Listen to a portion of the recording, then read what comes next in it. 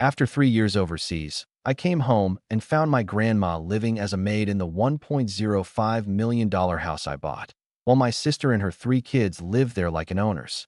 She didn't even recognize me. I called my lawyer that night. It's time to set things right. My name is Elvis. I'm 31.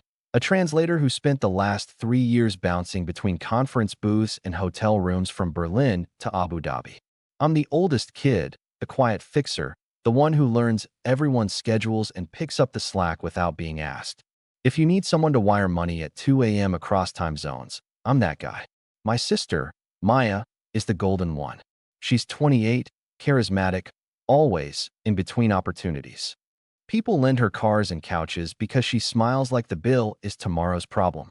I was the opposite, spreadsheet brain, receipts folder, automatic transfers with notes like Grandma Meds, October. When my contract in Lisbon ended, I flew home. 36 hours of airports and stale coffee, then a rideshare to the house. Not just any house, the house. The $1.05 million place I bought 2 summers ago when the market spiked and everyone told me I was insane. I wasn't buying a trophy. I was buying a promise. Grandma doesn't move again. She gets morning sun for her orchids. She gets a ground floor room and a bathroom with grab bars. That was the deal. I stood on the walkway with my carry-on and a plastic bag of duty-free chocolates for Grandma. The lawn was trimmed, but the porch was cluttered. 3 scooters, a pink helmet, a broken drone wing. A faded wreath said, "Bless this mess." It was January. No holidays left to blame. I knocked. No one answered. The door was unlocked. Inside, voices. Cartoons blaring. A toddler crying because someone had the green cup. I stepped over tiny sneakers and a toppled laundry basket. Then I saw her. Grandma was on her knees scrubbing under the kitchen table with a sponge the size of a wallet. Her sweater hung off one shoulder.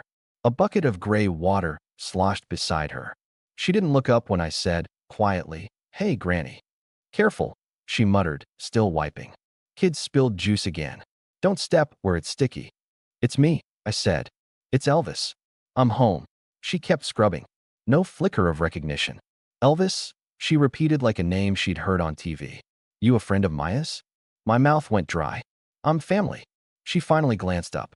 Her eyes searched my face, then slid away like my features didn't click. I crouched to her level. "It's me." Before she could answer, a voice cut in from the hallway. "Can you take the trash out already?" Maya yelled. "Also, we're out of the good yogurt.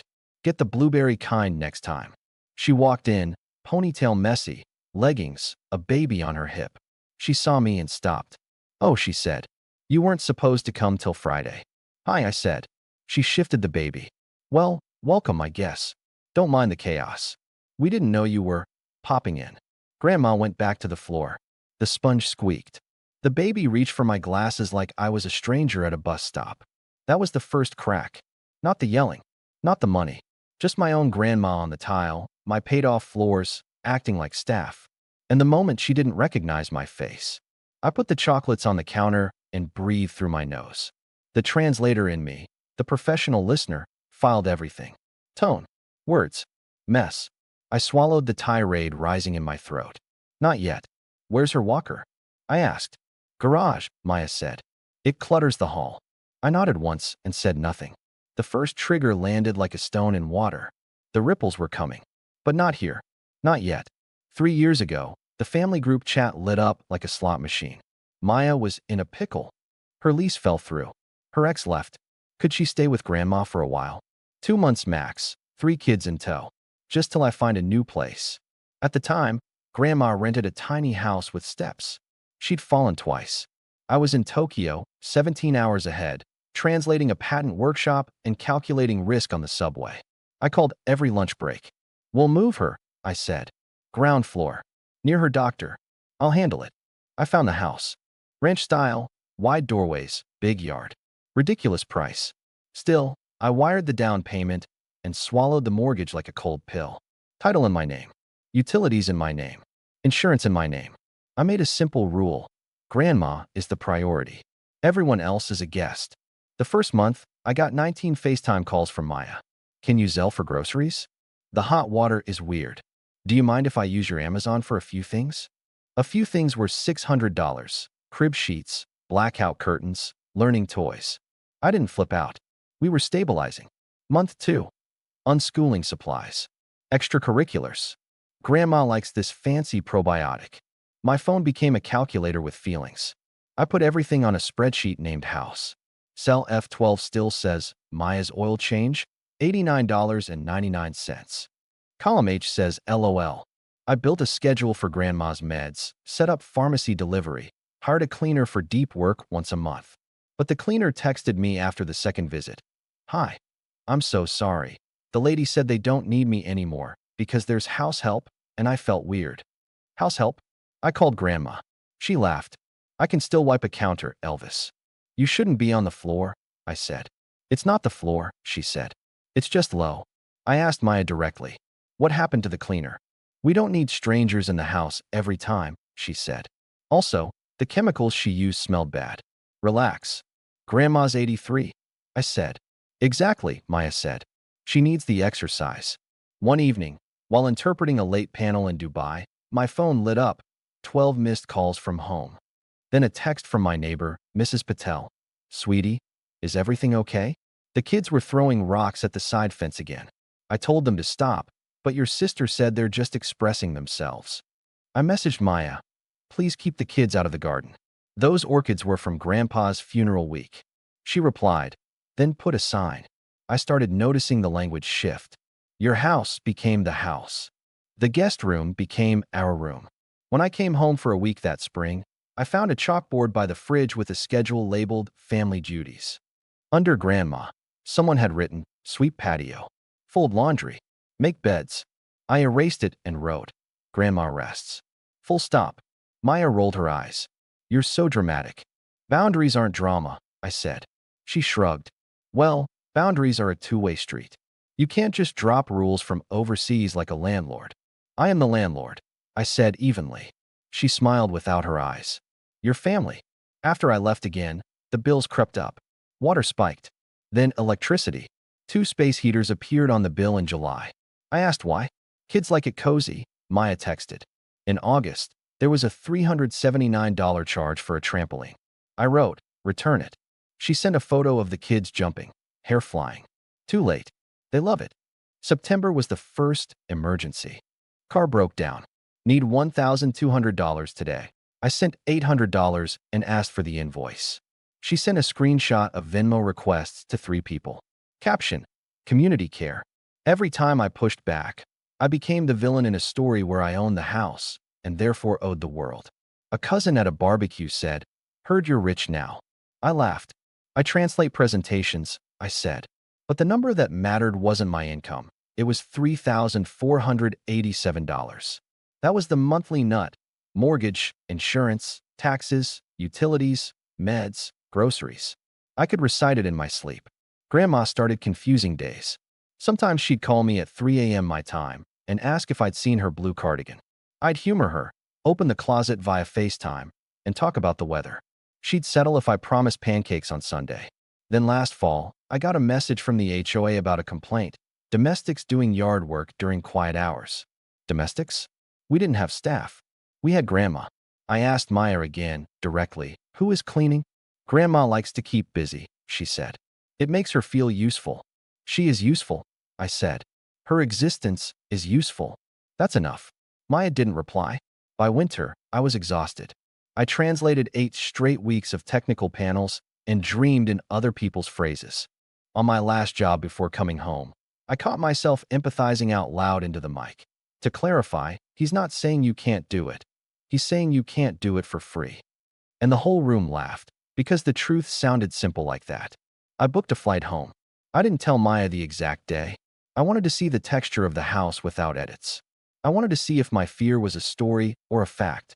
And that's how I walked into my kitchen and found my grandmother on her knees with a sponge, and my sister calling me, you, like I wasn't me. Why is her walker in the garage?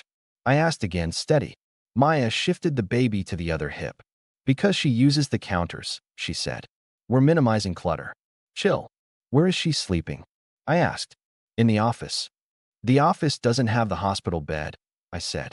It does now, she said. We swapped rooms because the kids needed the bigger one. Grandma looked up. I like the office, she offered, like a kid telling a teacher the assignment was fun. You like the window, I said. You don't like the narrow doorway.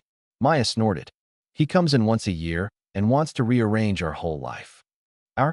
I repeated. She caught herself. Grandma's life, she said, too late. A boy ran in full speed, socks sliding on the floor, and crashed into my shin. Ow, he said, offended, like I'd stubbed him. Where's the respect? Grandma said mildly, wiping at a phantom spot. I dropped my bag, walked to the garage, and found the walker behind a stack of bins labeled MAY, keep. I brought it in. This stays, I said. Maya watched me. You're making a scene. I looked at her. I haven't started. She lifted her chin. We're a family. We help each other. You offered the house. Don't act like it's a favor you can dangle. I didn't offer you a staff, I said. I offered Grandma a home. It's both, she said. You can't separate it. I can't, I said. I am. We stared at each other. The baby cooed. The TV shouted about a limited-time toy you absolutely needed. Dinner at 6, Maya said, like she was the host. We're ordering Thai. Can you grab the food? Your card's on the app. I was quiet for a long beat. Then I said, very calmly, no. Her eyebrows shot up. No. No to the card. No to the errands. No to you treating Grandma like a live-in. Maya's eyes glossed with tears like someone had turned on a faucet. Her voice went high. You don't understand how hard it is with 3 kids. I'm doing my best. I believe you, I said.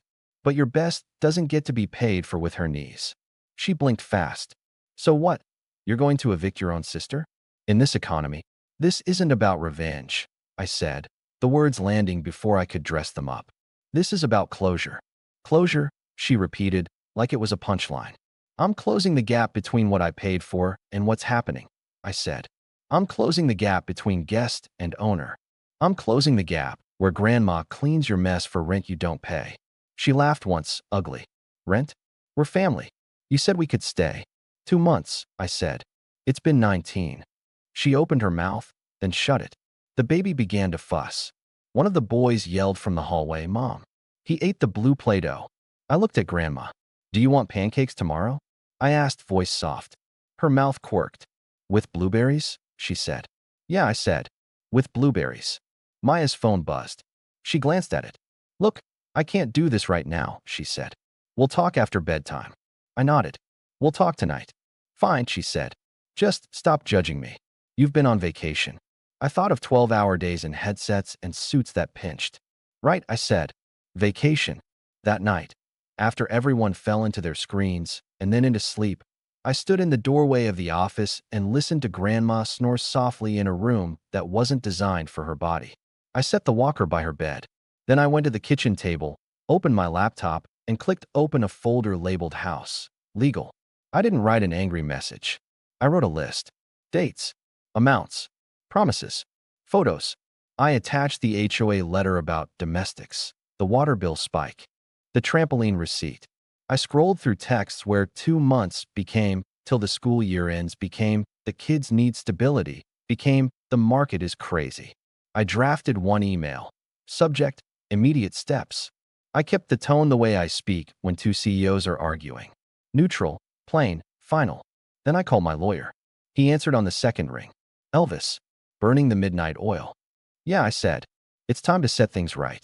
I didn't sleep. I made coffee at 5:12 a.m. and watched the sky go from bruised to pale. The house was quiet in a way it never is online. No typing clicks, no translation relays, just the hum of a refrigerator that I paid for and kids' artwork taped to cabinets I chose. At 7:03, my phone pinged. Lawyer, got your email. We can proceed on 3 tracks. 1. Formal notice to vacate per guest agreement. 2. Immediate safety modifications for your grandmother. 3. Cost accounting for damages. Want me to draft? I typed. Yes to all 3. Today, I cooked pancakes while the house woke up. The middle child wandered in, rubbing his eyes. Do you work here? He asked, sincere. I live here, I said. Like mommy. Like grandma, I said. Maya came in last, hair in a bun, scrolling. She didn't say good morning. She saw the pancakes and said, Oh, good. You cooked. They're for grandma, I said. And the kids. She poured coffee and leaned against the counter. So, about last night. You'll get an email this afternoon, I said. From my lawyer. She blinked. You're kidding. I slid a plate to grandma and cut a pancake into quarters. She smiled, blueberry on her lip. Elvis, Maya said, voice low. You can't be serious. I am, I said. This stops. Her eyes filled. Where am I supposed to go? I asked you the same question 19 months ago, I said. You said 2 months, I swear. It's not that simple, she said. It wasn't simple when I bought this place, I said. I did it anyway. And you think paperwork will make you the hero? She whispered. Everyone will know you threw us out. I met her eyes. Everyone will know I stopped my grandmother from being a maid in her own home. Her jaw clenched. I never. You did, I said. Not because you're evil. Because it was easy. Silence. The kids argued about syrup. Grandma hummed, fork steady. At 11:27, the email went out. Notice to vacate in 60 days, with an earlier move-out incentive. I'd cover first month's rent somewhere smaller if she left in 30. A list of safety changes. Walker in the hall, rugs with grips, grab bars reinstalled, cleaning service reinstated weekly. And an offer. I'd pay for 3 afternoons of childcare a week for 1 month to help her pack. At 12:02, my phone started vibrating like it had a fever. Mom, are you serious? Aunt Lena, family doesn't do this. Cousin Joe, call me. This looks bad. Unknown number. You monster. Group chat, 47 new messages. Maya, 26 missed calls. I set the phone face down. I made Grandma tea. At 2:40, my lawyer called. You'll get blowback, he said. Stay boring. Landlords lose when they get emotional. You're not a landlord. You're a grandson. But in writing, you're an owner. Got it, I said. At 3:15, the first Facebook post went up. A screenshot arrived via 3 cousins. Imagine being thrown out with 3 kids by your own brother because he wants to set boundaries. The comments, praying for you. Men are heartless. He's probably jealous. At 3:20, I texted Maya. Please remove the post. We can keep this offline. She replied, it's my story. I wrote back, then tell the whole story. I attached a photo, Grandma's knees on the tile, the sponge, the bucket. Caption this. No response. Day 2, my mother showed up with a casserole like weaponry. She stood in the doorway and said, you won't actually put them on the street. No, I said. I offered to pay for first month in childcare. You're making Maya look like a bad mother, she said. She's not a bad mother, I said. She made a bad situation permanent. You promised to support family, she said. I promised to support Grandma, I said. She's part of family, my mother said. She's the reason we have the word, I said. My mother sighed. Heavy, disappointed, the sigh I grew up under. You think you're better because you have money now, she said. I don't think I'm better, I said. I think I'm done. Day 5, the locks got serviced. Not changed, serviced. The locksmith adjusted the sticky back door and replaced a loose strike plate. I sent Maya the receipt and a note. Safety. Day 7, the cleaner came back. She texted me a photo of fresh towels rolled like little hotels and wrote. She smiled so big today. Day 9, I moved Grandma back to the big bedroom. Is this okay? I asked. She patted my cheek. My bones already said thank you, she said. That night, Maya cornered me in the hall. I found an apartment, she said. It's small. I'll pay first month, I said. And the deposit, she said. And the deposit, I said. She swallowed. You're really doing this, she said, like it was finally dawning. Yeah, I said. I am. She stared at me. You changed. I translated storms for 3 years, I said. I learned how to say no in 6 languages. Turns out I needed it in 1. She looked at the carpet, then at me. Are you happy? She asked, like it was a trick. No, I said. Not happy, but clear. Day 16, movers came. The kids washed boxes like TV. Maya labeled with a Sharpie and a shaking hand. I loaded the heaviest things. At one point, she said, thank you. So quietly I wouldn't have heard if I was anyone else. Day 19, Grandma sat on the patio with a blanket over her knees and said, I thought I lost you when you left. You didn't, I said. I got loud. She squinted at me. You were always loud, she said. Just not with your mouth. We both laughed. On day 27, Maya handed me her keys. She cried in the driveway. I didn't hug her first. I let her decide. She did. It was awkward and wet and real. That night the house felt enormous. I did the thing you do after a breakup. I walked room to room, not to gloat, but to reset. I opened windows. I threw away 100 broken crayons. I patched 2 holes where a dartboard had been. I found the chalkboard schedule and erased it fully. Then I wrote, big, grandma nap, tea, walk, phone Elvis. I put a new photo up in the hallway. Grandma and me on the porch, both of us in sunglasses, her orchids behind us. The caption in my head said, she knows me. And the phone? It kept lighting up, 74 missed calls one day, then 19, then 8, then 2. The silence after was not peace. It was a consequence. I let it be. People think closure is dramatic. A slam. A door. For me, it was a rhythm. Meds at 9. Tea at 2. Every Tuesday, pancakes. Every Thursday, we walked to the mailbox, and she told me stories I'd heard 100 times like they were new. I never corrected the details. What did it matter if it was her sister or her cousin who danced with the jazz musician in 1962? The point was her smile. One afternoon, I sat with her on the porch and explained what I had done in simple words. I told Maya she couldn't live here anymore, I said. Because you are not the help. This is your house. She nodded. I like the big room, she said. And the grab bars. I laughed. Me too. Maya texts sometimes. Photos of the kids in a living room that looks like a starter kit. The kind of place where you begin again. She always adds a line. They miss you. I answer when I have capacity. I show the kids how to plant cilantro in a pot. I say no to requests that smell like the old days. I say yes to birthday cake. Mom still thinks I should have handled it quietly. She sends long messages about compassion. I reply with logistics. Grandma's appointment is at 10:30. Can you drive? Sometimes she does. Mostly she sends articles. A neighbor saw me pushing Grandma's walker down the block and said, I heard there was family drama. I said, there was. He said, you did what you had to. I said, I did what I promised. The moral isn't that I won. There was no scoreboard, no courtroom monologue, no triumphant soundtrack. The moral is that boundaries are love with a spine. I wrote a check for a house, but that wasn't the gift. The gift was refusing to let a promise warp into a job description for an old woman with soft hands and a sharp tongue who taught me that saying no is not cruelty. It's care. I used to think my role was translator. Make messy feelings polite, make demands sound reasonable, make my own needs sound optional.